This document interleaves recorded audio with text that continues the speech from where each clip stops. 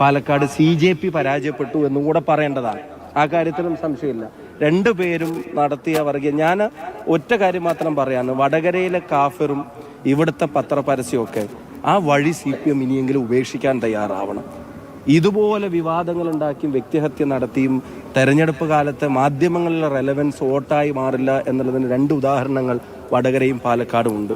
അന്ന് അവർ പറഞ്ഞൊരു വാചകമുണ്ട്, ആ കാഫർ എൻ്റെ തലയെ കെട്ടിവെച്ചിട്ട് അവർ പറഞ്ഞൊരു വാചകമുണ്ട്, തെരഞ്ഞെടുപ്പൊക്കെ കഴിഞ്ഞു പോകില്ലേ, നാടിനിയും മുന്നോട്ട് പോകണ്ട. ആ ചോദ്യം ഞാൻ തിരിച്ച് ചോദിക്കാൻ ആഗ്രഹിക്കുക. തെരഞ്ഞെടുപ്പൊക്കെ കഴിഞ്ഞു പോകും, നാടിനിയും മുന്നോട്ട് പോകണ്ടേ? പാലക്കാടിൻ്റെ ജനങ്ങൾക്കിടയിലുള്ള സഹോദരി ഐക്യം ഇത് അങ്ങനെ ഒരു സംഘർഷങ്ങളുടെ നാടല്ല, അങ്ങനെ ഒരു വ്യക്തി അധിക്ഷേപങ്ങളുടെ ആക്ഷേപങ്ങളുടെ നാടല്ല, വേട്ടയാടലുകളുടെ നാടല്ല. ഇവിടെ എതിർ രാഷ്ട്രീയ പ്രസ്ഥാനത്തിലെ ആളുകൾ പോലെയാണെങ്കിലും ഒരു സ്മൂത്ത് ആയിട്ടുള്ള ഒരു പുഞ്ചിരി കൊണ്ട് അവനവൻ്റെ രാഷ്ട്രീയം മുറുകെ പിടിക്കുമ്പോഴും പരസ്പരം സ്നേഹിക്കുന്ന ഒരു ജനതയുള്ള നാടാണ്. ആ സ്നേഹത്തെ കളങ്കപ്പെടുത്താൻ ആരെയും അനുവദിക്കില്ല എന്ന ജനതയുടെ തീരുമാനമാണ്. ഇനി ഒരു കാര്യം കൂടെ ഞാൻ പറയാം, ദയവ് ചെയ്ത് ഈ തെരഞ്ഞെടുപ്പിനെ ജാതിയുടെയും മതത്തിൻ്റെയും അക്കൗണ്ടുകളിലേക്കും കള്ളികളിലേക്കും മരിച്ചു വെക്കാൻ അവർ തയ്യാറാവരുത്. പറയാൻ മറ്റൊന്നും ഇല്ലാത്തതിൻ്റെ പ്രയാസം തീർക്കാൻ ഇനി കള്ളി വരച്ച് കമ്പാർട്ട്മെൻറ്റ് വരച്ചിട്ട് അതിനെ തിരിക്കാൻ തയ്യാറാവരുത്. കാരണം ഞങ്ങൾക്ക് മൂത്താന്തറയിൽ നിന്നും ചക്കാന്തറയിൽ നിന്നും മേപ്പറമ്പിൽ നിന്നും ഒക്കെ ഞാൻ കോട്ട് കൂടിയിട്ടുണ്ട്. എല്ലായിടത്തും ഞാൻ കോട്ട് കൂടിയിട്ടേ ഉള്ളൂ അല്ലേ. ഞങ്ങൾക്ക് നോർത്തിലും സൗത്തിലും ഈസ്റ്റിലും വെസ്റ്റിലും വരെ ഞങ്ങൾ കോട്ട് കൂടിയിട്ടുണ്ട്. അപ്പം ഞങ്ങളുടെ വോട്ട് വർദ്ധിച്ച ഇടങ്ങൾക്ക് ജാതിയുടെ വേർതിരിവുകളില്ല, മതത്തിന്റെ കമ്പാർട്ട്മെന്റുകളില്ല.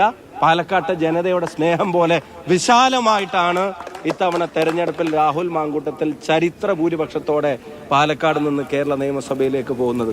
കഴിഞ്ഞ ദിവസം ചില കണക്കൂട്ടുകളിലൊക്കെ കഴിഞ്ഞ് ആശങ്കയാണോ ബുദ്ധിമുട്ടാണോ എന്നൊക്കെ ചോദിച്ചപ്പോൾ നിങ്ങളോട് പറഞ്ഞിരുന്നു, ഒരാൾ പാലക്കാട് നിന്ന് ഈ തെരഞ്ഞെടുപ്പിൽ ജയിച്ച് നിയമസഭയിലേക്ക് പോകുമെങ്കിൽ അത് രാഹുൽ മാങ്കൂട്ടത്തിലായിരിക്കും എന്നുള്ളത് ജനങ്ങളുടെ സ്നേഹം കണ്ടിട്ട് പറഞ്ഞതാണ്, ഞങ്ങളുടെ ആരെയും അഹങ്കാരം പറഞ്ഞതല്ല. ആ ജനതയ്ക്ക് ഈ വിജയം സമ്മാനിക്കുന്നു. പാലക്കാട്ടെ ജനങ്ങളുടെ വിജയമാണ്. ഞങ്ങളുടെ എല്ലാവരുടെയും മേലെ, സ്ഥാനാർത്ഥിയുടെ മേലെ, പാർട്ടിയുടെ മേലെ, മുന്നണിയുടെ മേലെ ഇത് പാലക്കാട്ടെ ജനങ്ങളുടെ വിജയമാണ്. അവർക്കിത് സമർപ്പിക്കുന്നു. അവരോടുള്ള നന്ദി 2011 മുതൽ ഇപ്പതായി 24 വരെയുള്ള ഈ തെരഞ്ഞെടുപ്പിൽ ഞങ്ങളെ താഴെ വീഴാതെ നോക്കി പിടിച്ചു നിർത്തിയത് പാലക്കാട്ടെ ജനങ്ങളാണ്. അതൊരിക്കലും മറക്കാൻ പറ്റില്ല. ഒപ്പം ഞാൻ ഒരു വരിയും കൂടെ ചേർത്ത് പറയാൻ ആഗ്രഹിക്കുന്നു.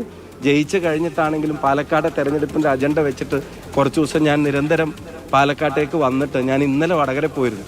അവിടെ ചെന്നിറങ്ങിയപ്പോൾ അവിടുത്തെ ആൾക്കാർ ഒരു 2 ആഴ്ചയായിട്ട് ഇവിടെ കണ്ടില്ലല്ലോ എന്നല്ല എന്നോട് ചോദിച്ചത്, പാലക്കാട് ജയിച്ചിട്ടല്ലേ ഇനി ഇങ്ങോട്ട് തിരിച്ചു വരുള്ളൂ എന്നാണ് വടകരക്കാരും ചോദിച്ചത്. അപ്പോൾ അവരോടുള്ള നന്ദി അറിയിക്കുന്നു. ജനങ്ങളാണ് രാഷ്ട്രീയത്തിൽ വരുത്.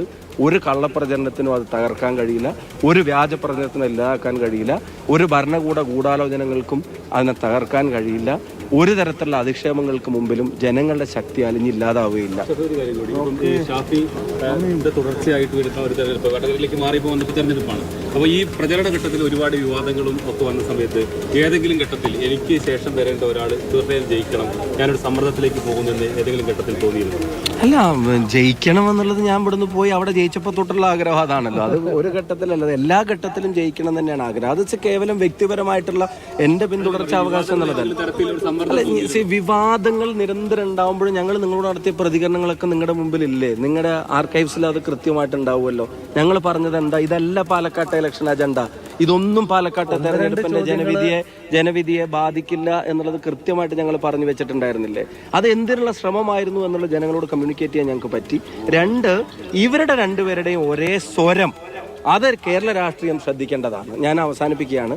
കേരള രാഷ്ട്രീയം ശ്രദ്ധിക്കേണ്ടത്, ഇത്തരം കാര്യങ്ങൾ വരുമ്പോൾ BJPയുടെ അതേ ശബ്ദത്തിൽ CPM കേരളത്തിൽ സംസാരിച്ചു തുടങ്ങുന്നു.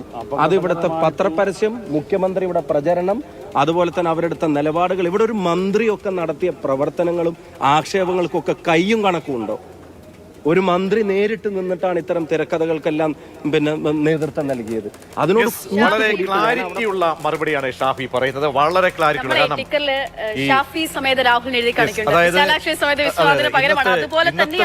ഇന്നത്തെ തേരിൽ രാഹുൽ നിൽക്കുന്നുണ്ടെങ്കിൽ അതിന്റെ തേരാളി അത് ഷാഫിയാണ്. ഷാഫിക്ക് അവകാശപ്പെട്ട ഒരു വിജയമാണ്. മറിച്ചായിരുന്നെങ്കിൽ അതും ഷാഫിയുടെ തന്നെയാകുമായിരുന്നു തീർച്ചയായും.